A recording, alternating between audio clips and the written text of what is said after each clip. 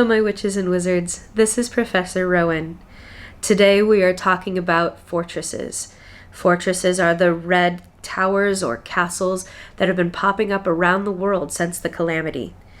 Each one of these fortresses hide within some of the rarest foundables and also host wizarding challenges.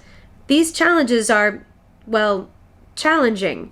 So that's a good reason for you to be able to bring your friends and other magi into the fortress with you to battle. Now I hear the students in the back who are always saying, "Why should I care?" Well, there are two main reasons that you should care.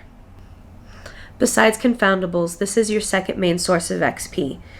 Completing fortress chambers or floors rewards a consistent base XP regardless of how many people are fighting.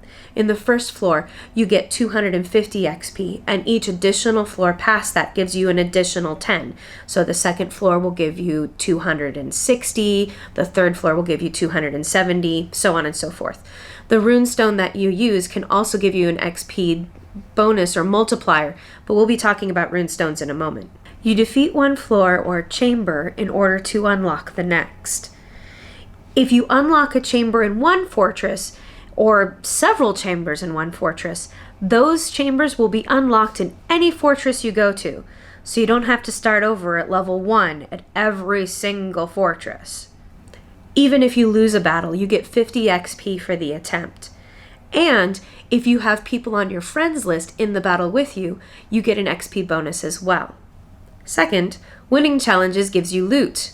Lots and lots of loot. Wands, books, rare foundables, you name it. Each chamber has its own reward, plus specific rewards that are also tied to their rune stones. Before you go in, there are two main things you need to know about a fortress. First is rune stones, second is the battle. To enter a chamber, you will need a rune stone.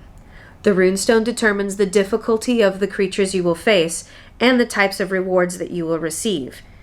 Each runestone color corresponds to a type of foundable that it will generate, whereas each runestone's number shows the difficulty and the XP multiplier that the runestone will provide.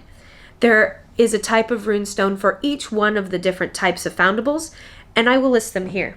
I have to check my notes for this one.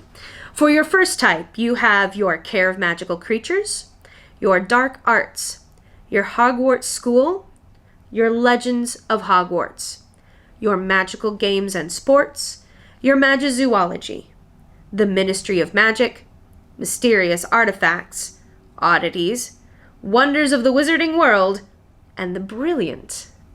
Now, when you use a runestone to open a chamber, it creates a lobby where up to 5 magic users can enter.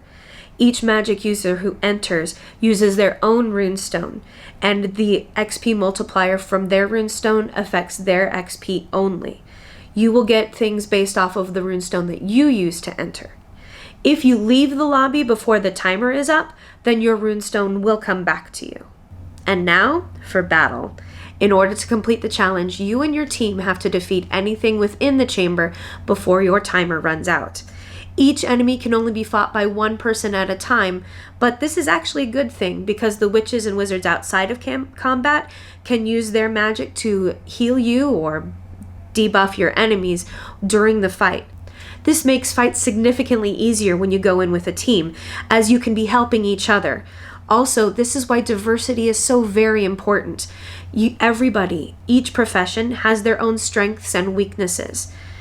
If you go in with a diverse team, you can be focusing on your strengths, while someone else focuses their strength on what would be your weakness. When you are battling in a fortress, it is very similar to fighting a confoundable.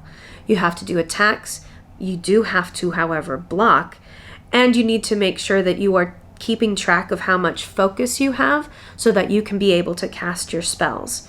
You have a limited time, but remember, even if you don't defeat the room, you still get some XP, so it's still worth the try.